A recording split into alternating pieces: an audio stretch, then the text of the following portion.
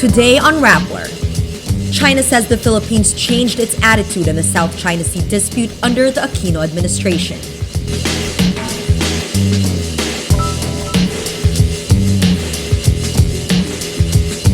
"25 artists join a viral campaign to tell the world about the dispute between the Philippines and China.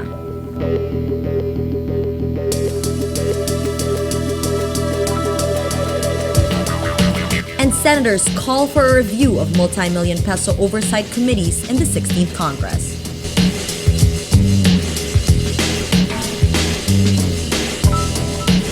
Hello, I'm Natasha Gutierrez sitting in for Maria Ressa.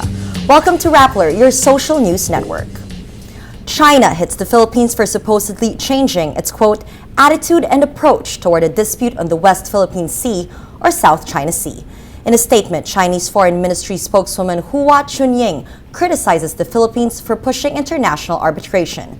On Tuesday, the Philippine Department of Foreign Affairs says an international tribunal begins hearing the Philippines' case against China.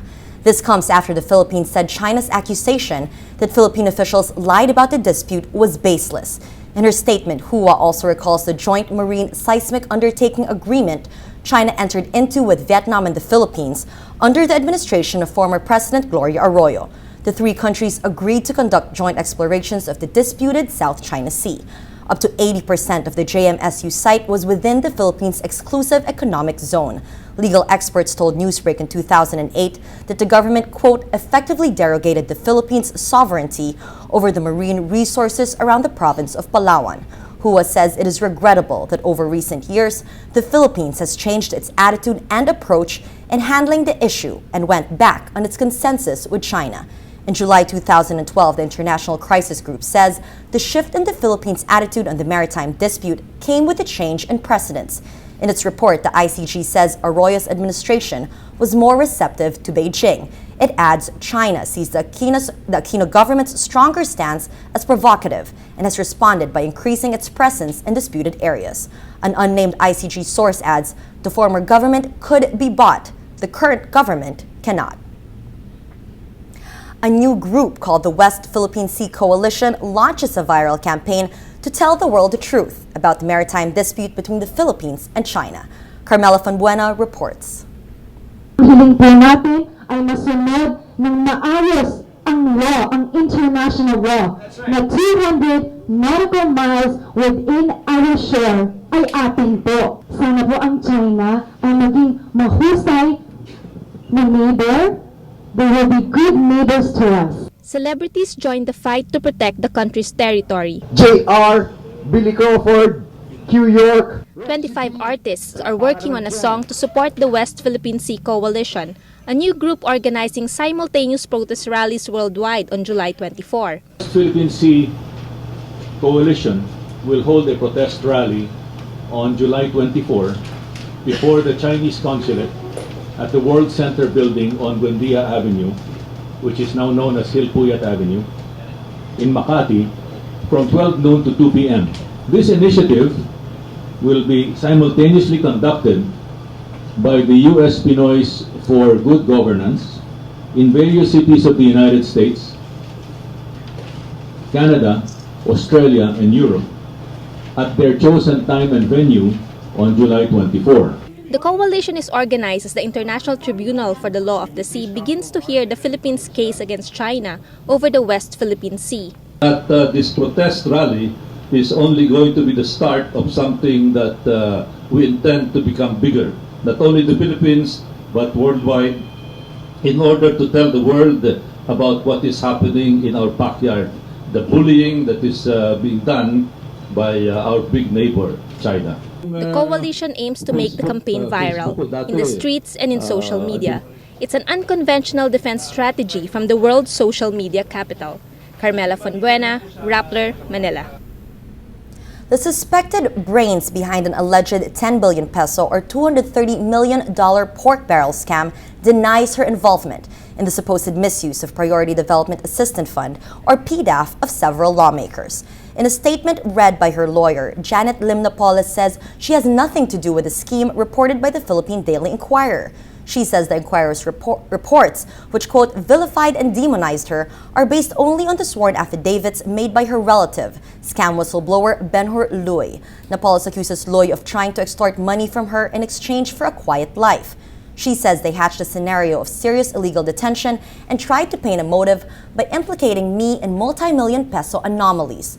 On Monday, Justice Secretary Laila de Lima says she ordered a probe on the alleged scheme after learning of Luy's allegations in March. De Lima says they kept the probe under wraps because they did not want to make any mistakes given the gravity of the expose. On Tuesday, the Ombudsman creates a 6-person special team of investigators to probe the scam. Ombudsman records show Napoles, Luy, and other NGO officers also face complaints in the fertilizer fund scam cases pending in the office. Senators call for a review of multi-million peso oversight committees in the 16th Congress, saying this will save the Senate millions of pesos. Different from regular committees, oversight committees are special panels that monitor the implementation of specific laws. There were 35 oversight committees in the 15th Congress, almost as many as the regular Senate committees. Senate records obtained by Rappler show that in 2013, the total budget of oversight committees reached about 500 million pesos. In February, Senator Coco Pimentel called for a review of the oversight panels, saying this will save the Senate millions.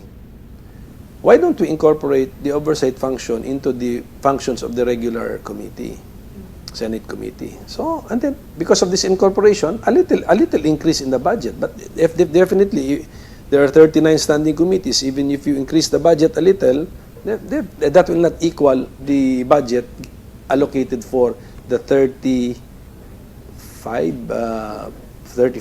oversight committees. Yeah.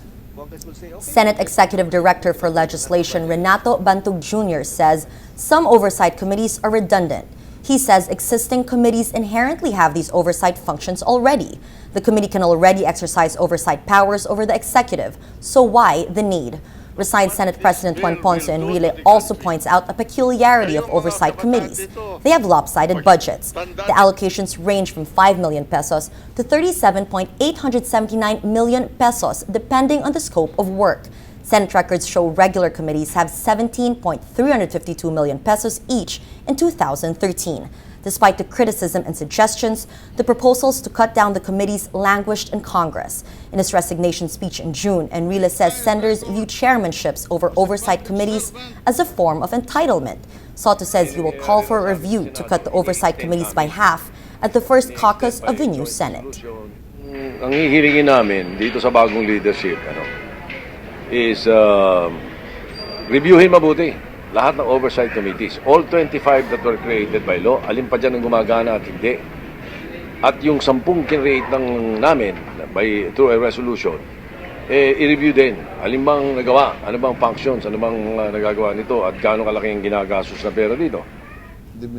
Incoming Senate President Franklin Drilon says he will support the proposal to review the oversight committees. Isang intensifies into a tropical storm as it moves away from Luzon Wednesday. State Weather Bureau Pag-asa says the storm is located 210 kilometers northwest of Apari, Cagayan. It is expected to be out of the Philippine area of responsibility Wednesday night. Storm signal number 1 is still up over Ilocos Norte, Calayan and Babuyan group of islands, and the Batanes group of islands.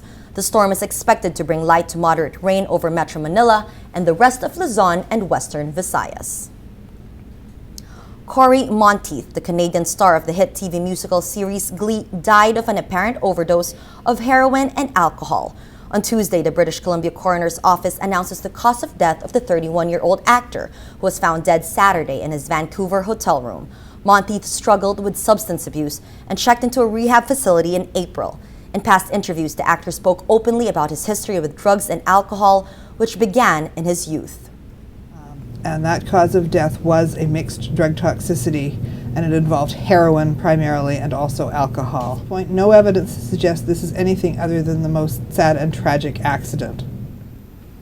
Representatives of Montis' girlfriend, Leah Michelle, issue a statement Tuesday asking for privacy for the 26-year-old actress. Let's now look at Rappler's Wrap for Today, a list of the 10 most important events around the world you shouldn't miss. At number 3, a lawyer says Edward Snowden applied for temporary asylum in Russia. Russian President Vladimir Putin earlier said Snowden would leave Russia as soon as he can, but also accused the U.S. of trapping the intelligence leaker in Russia. Snowden is spending his fourth week in Moscow's Sheremetyevo airport. In a closed-door meeting, Snowden says he plans to find a way to travel legally to Latin America after filing for asylum in Russia. A Russian activist tells AFP bids for political asylums in Russia are considered by the president but are granted very rarely. At number 5, North and South Korea will hold fresh talks Wednesday on reopening their joint industrial zone as hopes of an early agreement fade following months of friction. A fourth round of talks over the complex will be held just across the border in the north. At a meeting earlier this month, the two sides agreed in principle to reopen the estate where 53,000 North Koreans worked in 123 South-owned factories. But there's been little progress because of arguments over which side will take responsibility for the suspension. And at number 6, Cuba on Tuesday claims as its own the weapons found on board a North Korean ship Panama impounded. Cuba officials say the weapons were sent to North Korea for repair. In a statement read on state television, Cuba says the, quote, obsolete weapons include anti-craft missile arrays, 9 disassembled missiles, and other parts. For the full top 10, visit Rappler.com's The Wrap. What do humps have to do with energy? Walter Tupez reports young Filipino students innovate an energy solution that uses, yes, road humps. Every day, hundreds of cars pass through this hump in Ateneo. Students rushing to class see it as an inconvenience. But for Lawrence Ray Payonga, it's the launching pad of a project for alternative energy. What if springs, magnets, and coils are placed below the hump to produce energy?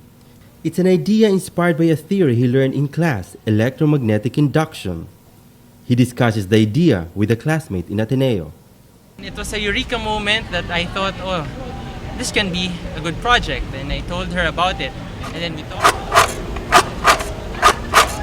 That's like cars passing by. Yes. And it's also counting how many cars passed by. The idea evolved into a project they called Oscillohump.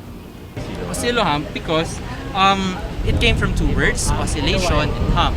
So as you have seen earlier, when I pressed this, it has an oscillation. And because of that oscillation, we produce energy. And because it's a hump, that's why it's called Oscillohump. The project wins in the Go Green competition in Paris, France, beating 25 other teams from other countries, including the US, Germany, China, and Singapore.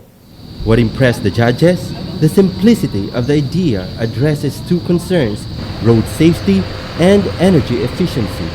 We are given this opportunity to just share our ideas and share a possible solution to the problem regarding road safety, energy efficiency, cost efficiency, and it has been great. Lawrence and Elisa plan to test their innovation in their campus. If they get support from the government and the business sector, they want to extend its use to public roads like drive-thrus, toll gates, and residential areas. The humps will power street lights. Who would have thought a hump can generate power? Young Filipino innovators did. Now it's up to the country's leaders to turn this bright idea into a reality. Walter Tupaz, Rappler, Manila. Every story on Rappler has a mood meter, which gives you 8 emotions to choose from. Click how you feel and your vote comes down to the Mood Navigator in the middle of the front page, which crowdsources the mood of the day. It also gives you the top 10 stories with the most clicks. Let's check out today's Mood Navigator. An initial look at the Mood Navigator shows several red circles, starting with one right in the middle. This story is about the Supreme Court extending order stopping the RH law. This has 71% of people feeling angry and 17% of people feeling happy. Over to the right, a circle of a different color. This is about the Supreme Court's decision to invalidate National Artist Awards for 4 people. This has 75% of readers feeling happy and 6% of people feeling inspired. And over to the left, where there are several red circles here. Let's check out the one in the middle.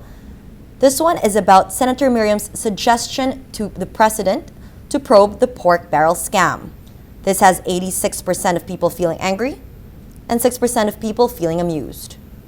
All contributing to the mood of the day. Today, most people are angry.